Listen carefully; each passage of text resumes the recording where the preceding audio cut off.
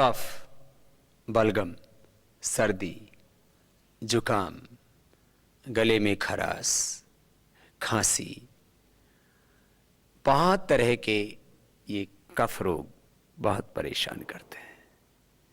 किसी किसी को तो एक बार खांसी हो गई तो एक एक महीना, दो दो महीना बीत जाता है, खांसी ठीक ही नहीं होती। उसके लिए कई तरह के सिरप पीते रहते हैं। और ये जो कफ सिरप जितने भी आते हैं इनमें भयंकर केमिकल्स होते हैं। एलोपैथी का तो कफ सिर्फ यदि बच्चे ज़्यादा मात्रा में पी लेते हैं तो कई बार मौत तक हो जाती है। पिछले दिनों में जब कनाडा गया हुआ था तो मैंने देखा वहाँ जॉनसन एंड जॉनसन कंपनी के ऊपर काफ़ी लोगों ने केस किए थे और उनको बहुत बड़ा हर्जाना देना पड़ा, क्योंकि बहुत से बच्चों की मौत हो चुकी थी कफ सिरप पीने से। बच्चों को इन कफ सिरप से बचाइए, बच्चों को च्यवनप्राश खिलाइए। बच्चों को यदि जो है खांसी हो गई तो उनको स्वासारी लिक्विड हम बनाते हैं प्रवाही पीने के लिए, वो सिरप पिलाइए, आयुर्वेदिक सिरप। पहले माताएं जो है मुलेठी बच्चों को बनफसा, बासा, तुलसी, अदरक ये पिलाया करती थी।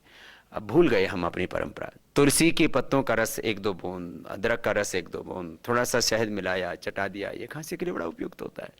जिनका भी गला खराब रहता है, मुलेठी, काली मिर्च, मिश्री मुंह में डाल करके चूसने, ये गले के लिए बहुत अच्छा होता है।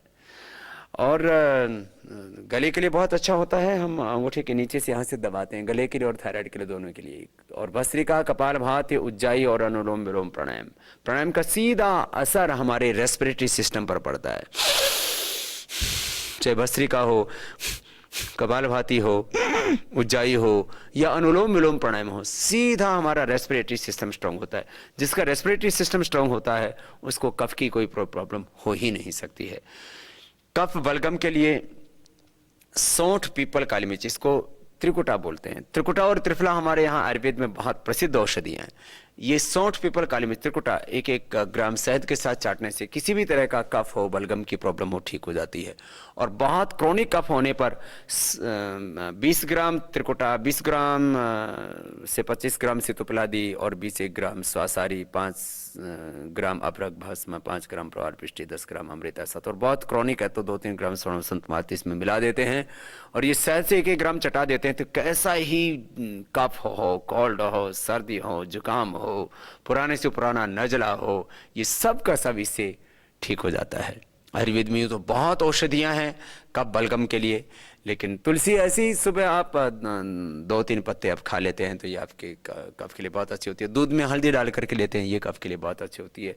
दूध में 1-2 बूंद शिलाजीत ले लेते हैं, ये कफ के लिए बहुत अच्छी होती है। 1-1 चम्मच च्यवनप्राश, वो ओरिजिनल च्यवनप्राश होना चाहिए, जैसे हमारे ऋषि मुनियों ने बताया, महर्षि चरक ने, महर्षि श्रुष्ट, धन्वंतरि आदि ने बताया, वैसा च्यवनप्राश होना चाहिए। वह भी आपके रेस्पिरेटरी सिस्टम को बहुत स्ट्रांग करता है और कफ बलगम से आपको बचाता है। जिनको भी कफ की प्रॉब्लम है, मोटापा है, पेट खराब रहता है, वो गर्म पानी पिया करें। ठंडा पानी पीने से भी कफ की प्रॉब्लम बढ़ जाती है। और जिनको कफ की प्रॉब्लम है वो चिकनाई से बचें, चिकनी चीज़ों से बचें, घी और तेल से बचें, दूध में भी हल्दी डाल करके लें और चाय के तौर पर आप दिव्य पेय का सेवन करें। इससे आपको कफ रोगों से तुरंत छुटकारा मिलेगा और प्राणायाम करने वाले को तो कभी कफ का रोग होगा ही नहीं।